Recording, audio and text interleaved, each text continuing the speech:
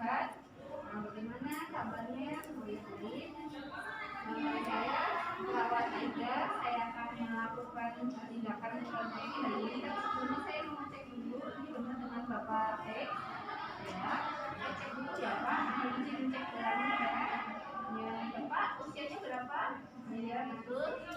Bapak, pada hari ini saya akan melakukan perineal hygiene, yaitu membersihkan area genital Bapak, ya, dan juga menyeboin. Nah, biasanya kalau area genital kan nggak tahu ya, jadi kita pakai bahasa Allah. Mohon maaf, nanti hari ini pagi ini saya jaga pagi, saya akan membersihkan area kemaluan Bapak.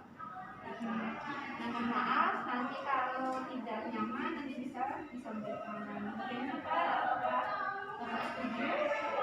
Dan siap? Iya, siap.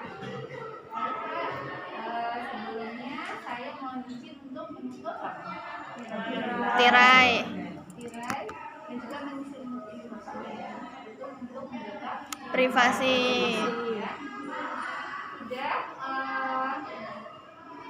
nanti kalau seandainya tidak nyaman bisa disampaikan deh. Nah, sebelum kita mulai, bagi lagi lancar, kita melakukan berdoa terlebih dahulu. Doanya bisa simpel aja ya dengan basmalah ya. Kita baca Bismillah terlebih dahulu ya Pak. Bismillahirrahmanirrahim. Baik ya Pak, kita sudah berdoa. Saya mohon izin untuk memulainya ya. Nanti kalau tidak nyaman bisa disampaikan saja. Seperti itu ya. Selanjutnya adalah memasang Perlap. ya. Nah, merawat itu tuh seni ya. Tahu nggak seni? Jadi kita itu harus melakukan kreativitas sesuai dengan kondisi pasien. Nah, pasien tertentu itu juga perlakuannya juga sesuai dengan kondisi pasien. Nah, kalau seandainya pasiennya di sini fraktur, nggak bisa makan, kita harus ada tim juga, entah itu anggota keluarga atau teman kita. Jadi agar saat memindahkan itu tidak mencederai, ya, atau memberat. Nah, biasanya kalau bagus ya boleh menjadi besarnya. Itu ya. Nanti caranya adalah kita pasang underwear atau perlak ini. Biasanya ini kita udah siapin sebelum kita ke pasien. Nanti kalau pasiennya bisa angkat pantatnya, kita bisa dengan dari bawah. Ini ya. Jadi kita sudah siap. Ini sedikit ya Pak, mohon diangkat kakinya sedikit. Nah, buat angkat nanti kita ngomong aja. Seperti ini terus kita ambilin ke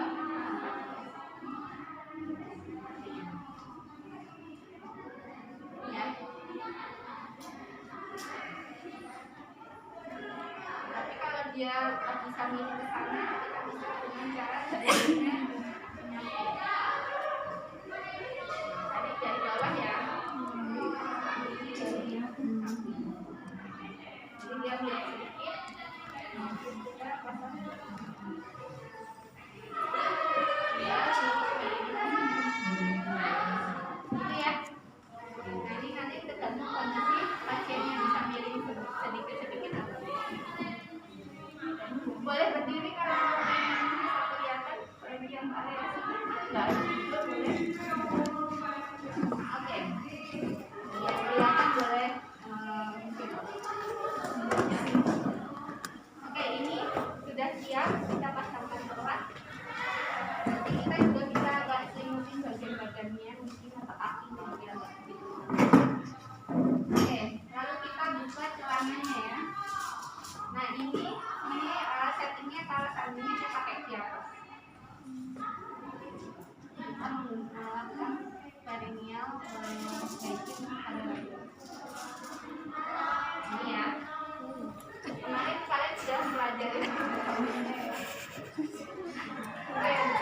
Oke, untuk pertama mungkin malu ya dan bila aneh gitu ya, tapi ini kalian harus memahami itu. Dikirim gitu.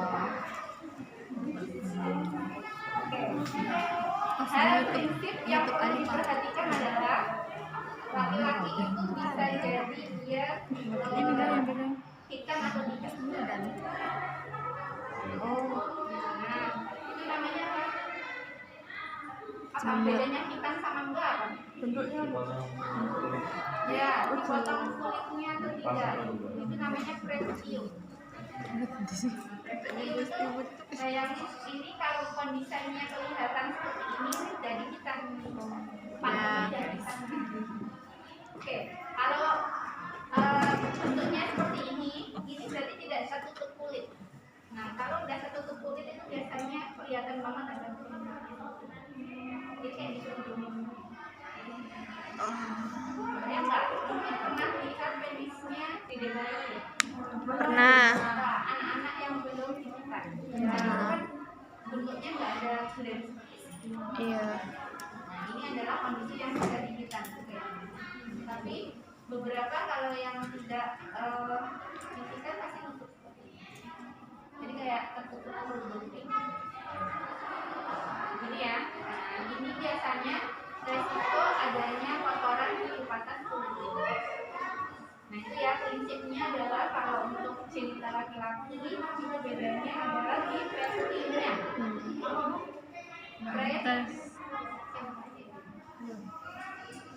Preputium. Oke, preputium bisa dibuka aja ya. Pakai aja ya kan. Preputium. bedanya di prep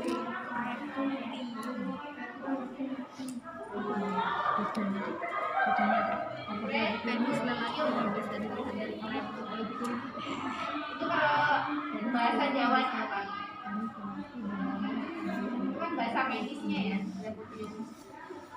Kalau bahasa anatomis ya, apa kalau bahasa kalian apa?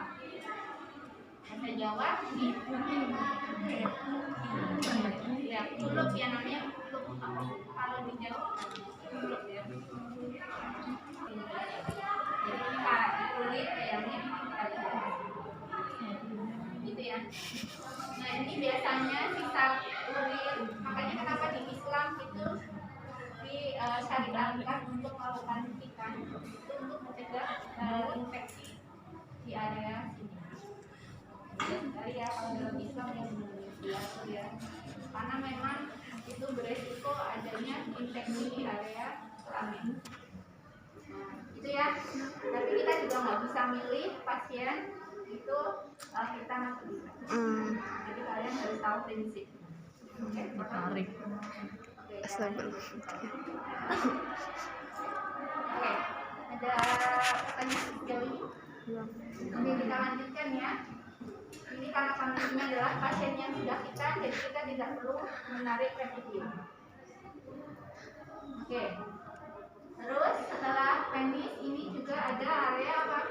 Skrotum. Nah, skrotum itu aslinya tidak nempel di paha seperti ini ya. Nah, ini karena patungnya ini tidak sesuai, jadi skrotumnya dari Oke, kamu ya. Skrotum. nempel sama paha.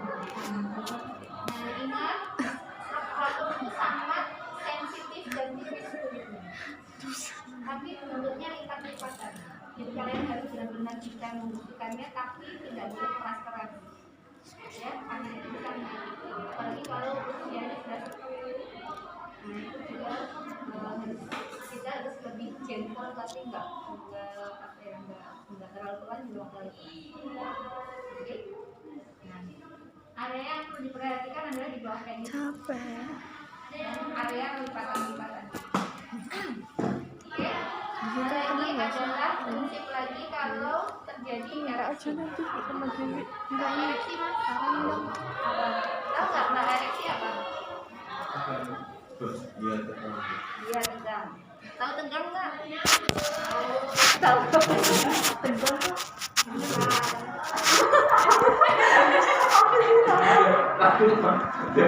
Tanya kita dibilang itu. Oke ya. Jadi kalau kondisinya adalah posisinya ereksi, apa yang kita lakukan? Kita marahin pasien? Enggak ya. Jadi sebenarnya laki-laki itu enggak disentuh aja bisa berdiri, ya. kalau dia melihat sesuatu ini atau terlalu dingin cuacanya itu bisa jadi ereksi. Nah, apalagi kalau kita sentuh itu sebenarnya normal ya, walaupun dia tidak terangsang, maksudnya tidak karena melihat kita bukan berarti itu melecehkan kita, tapi kita karena itu disentuh itu otomatis nanti kita membantu pasien untuk bisa mengalihkan. Karena sebenarnya seseorang itu kalau terjadi seperti itu juga nggak nyaman, ya. Jadi kita juga jangan baper ya. Begitu aja gitu. Bisa bayangin aneh-aneh, nah kita nggak boleh seudon seperti itu ya. Karena ini sebenarnya otomatis terjadi tanpa kadang itu tidak bisa diatur, ya. Ya, jadi kita membantu agar tidak terjadi itu. Even itu sudah lansia pun juga bisa jadi terjadi ereksi. Ya, jadi pertama prinsipnya adalah kita bisa komunikasi secara terapeutik. Apa itu komunikasi terapeutik?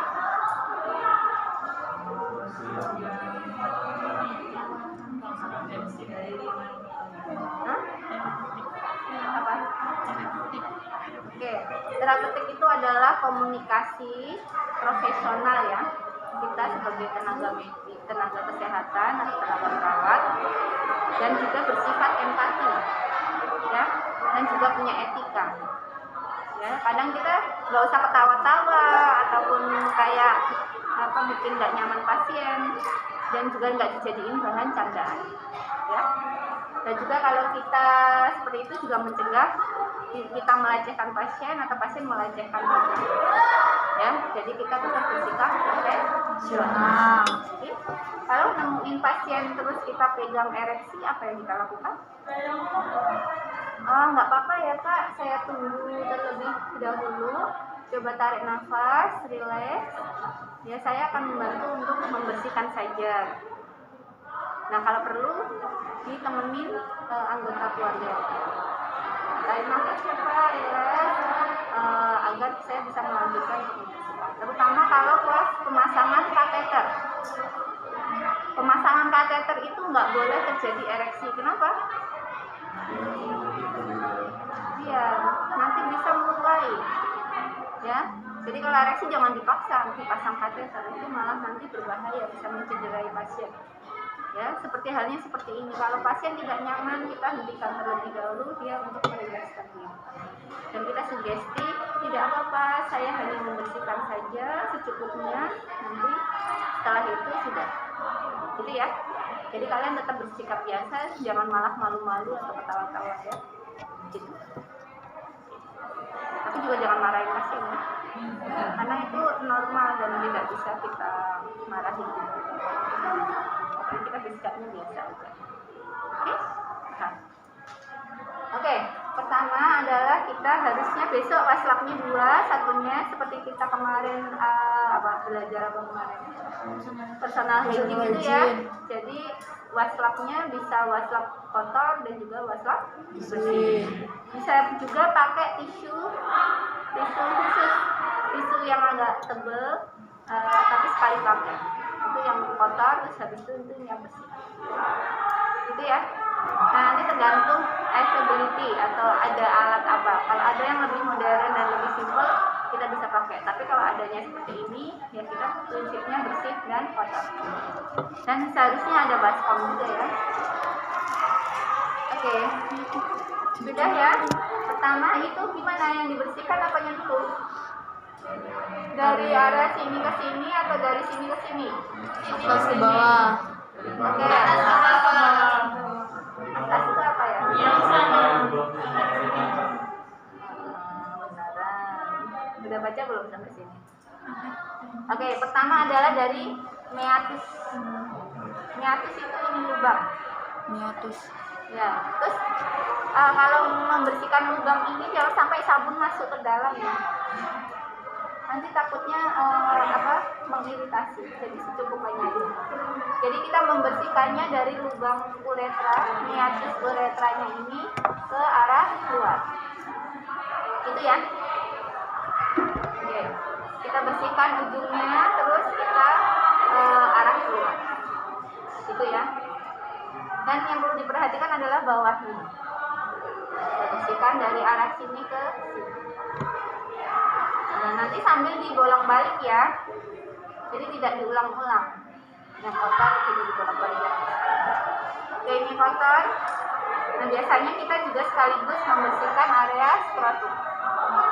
Nah, ini kalau area skrotum itu sudah dekat area perineum atau anus. Nah, ini prinsipnya adalah dari atas menuju ke bawah satu arah. Terus nanti kita putar lagi atas ke bawah. Oke, gitu ya. Paham? Terus nanti kita bilas dengan yang bersih. Gitu ya. Ini dari ujung ke sini. Oke ya. Oke. Sudah ya, gampang ya. Oke, dan ini untuk yang biasa-biasa aja. Nah, ini untuk beberapa kondisinya itu pakai diapers. Nah, biasanya ini untuk kalau Sani membersihkan area ini aja. Misalnya dia nggak BAB. Nah, tapi kalau biasanya pasien yang dia pakai diapers itu biasanya udah kecampur sama BAB. Bisa jadi area sini itu udah kena tube juga. Nah, jadi prinsipnya adalah jangan sampai tube itu ke sini. Kita bersihkan area atas dulu baru ke bagian bawah. Nah, minta pasien itu mengiringkan tubuhnya tapi menjauhi kita. Jadi area pantat itu atau bokong itu mengarah ke kita. Jadi kita minta pasien miring ke kanan. Bisa kiri, bisa kanan. Intinya prinsipnya menjauhi kita. Ya, permisi Pak, mari kita miring untuk saya bersihkan area saya cebokin area belakang. Itu ya, bahasanya bahasa awam ya. Saya mohon maaf nanti saya permisi cebokin area belakang ya Pak. Ini kalau seandainya pasien sangat lemah atau terlalu besar atau terlalu gemuk, bisa minta bantuan ya, tidak sendirian. Ini untuk kondisinya tidak fraktur area pelvis ya. Nah, kita bisa miringin ke area sana. Nah, oke, kebayang ya. Ini bagus yang area sini. Oke, nanti kita pakai itu aja ya. Sama ya, kalau laki-laki sama perempuan itu sama-sama kita miringin ke sini. Gitu ya, paham ya? Oke. Kalau sudah selesai kita cebokin, kita bersihin. Biasanya kalau pas miring itu sekaligus kita bersihkan. Nah, biasanya kalau kita lepas pampers itu kita ini yang area ini masih ada yang bersih. Itu buat musang tutnya. Terus kita ini terus kita buang ke plastik. Jadi harusnya menyiapkan plastik ya. Plastik apa buat buang pampersnya. Diapers. Oke, itu ya. Nah, nanti pas pemakaian yang baru itu juga sama.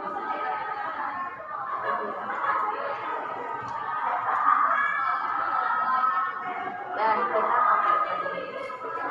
Oke, untuk perineal hygiene laki-laki, pria, ada yang mau ditanyakan? Oke, mudah ya. Ada yang mempraktekin?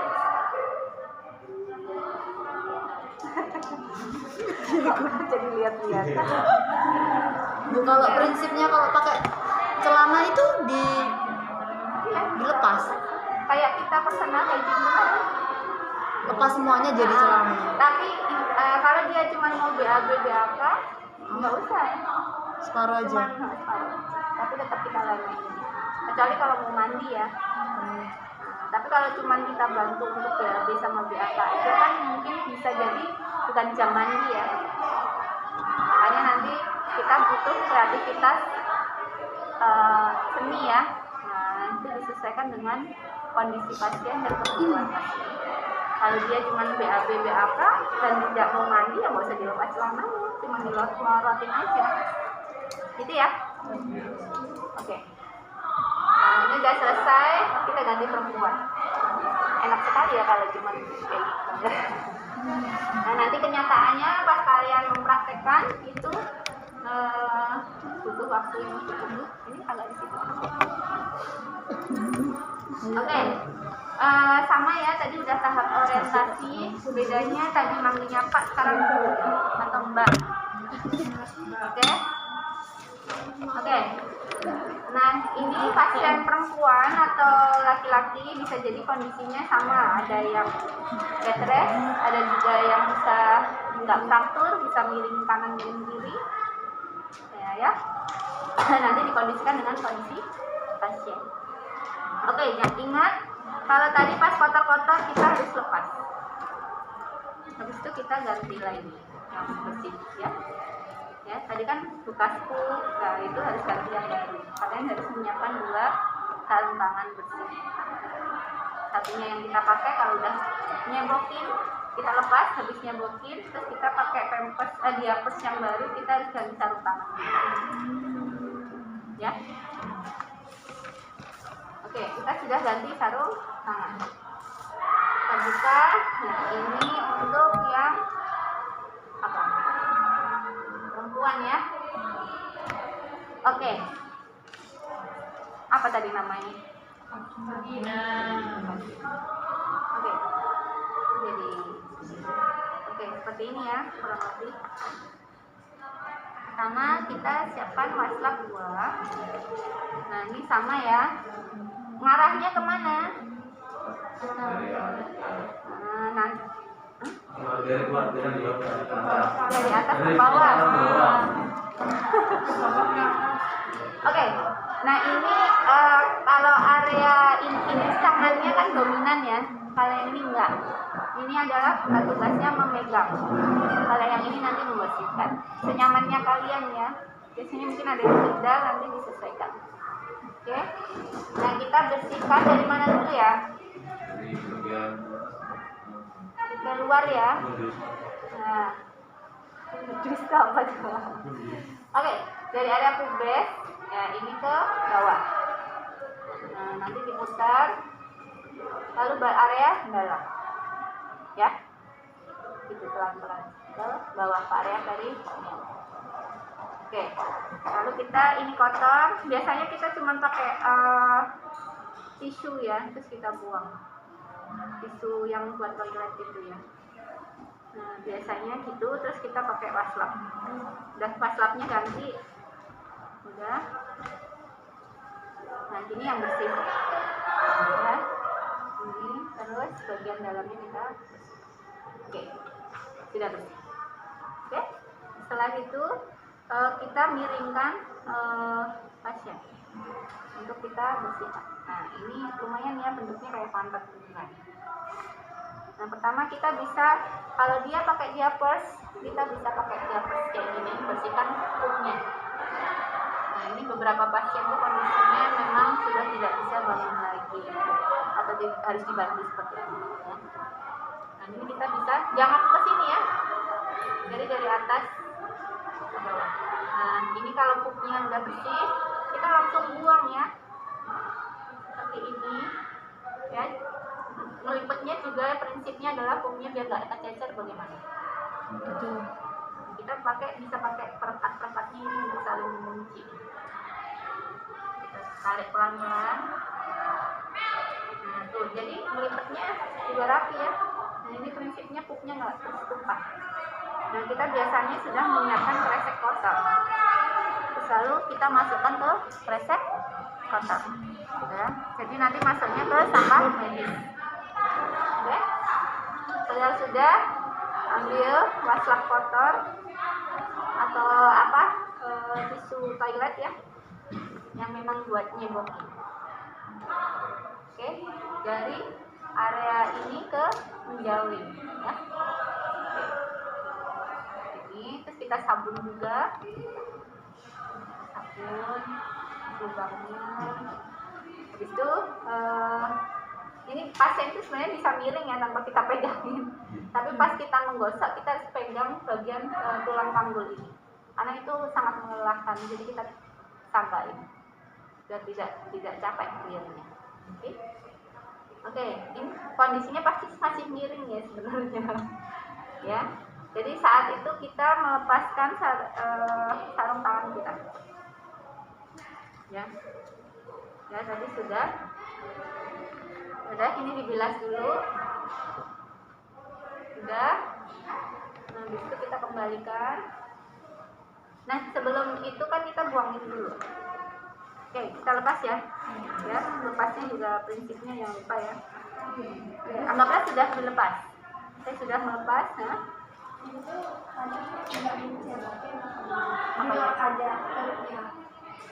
Oh enggak, kita harus ada sabun juga. Tadi saya sebutin sabun.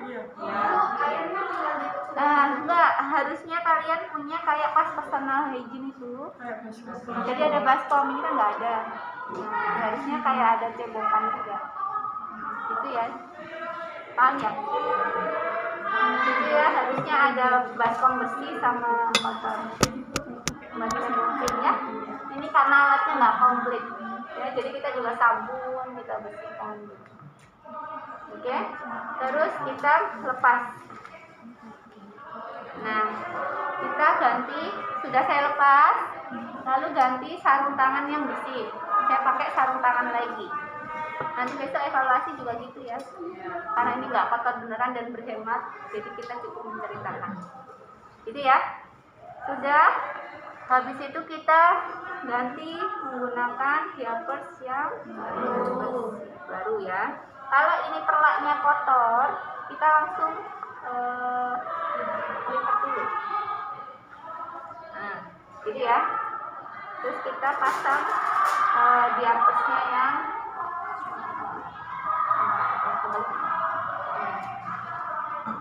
oke.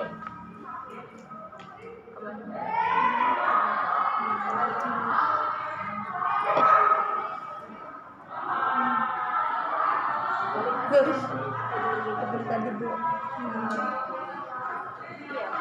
Oh iya benar ya. Oke, kita pasang diapersnya. Ya. Terus ini dilembutin. Terus kita minta pasien untuk balikan, kita bantu ya. Bentuk bantuin ya. Ya kembali lagi ya Bu. Seperti ini. Nah, nanti kalau ini sudah tidak ditimpa, kita tekuk ke sana. Terus kita ada air merah. Kita baru oke ya, paham ya?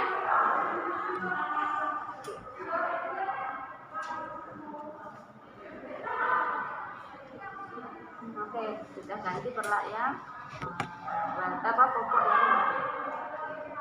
Sudah.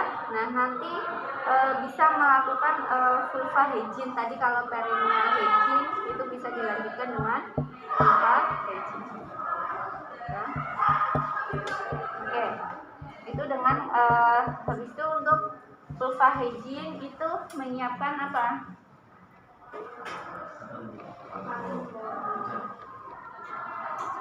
Sembol itu biasanya steril sih ya. Nah, kita caranya berapa yang dibutuhkan?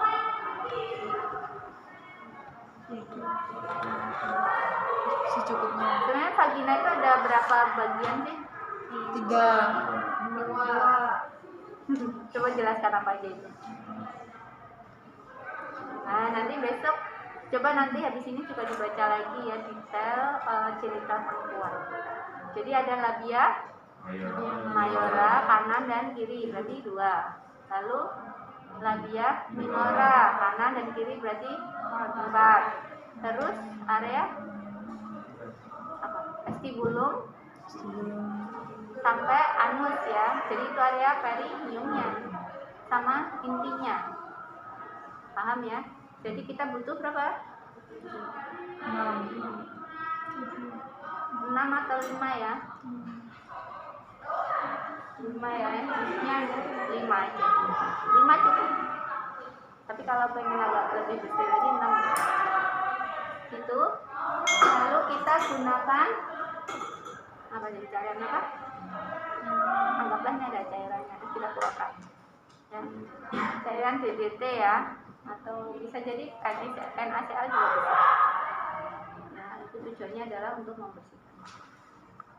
Oke, sudah kita siapkan disamping pasien.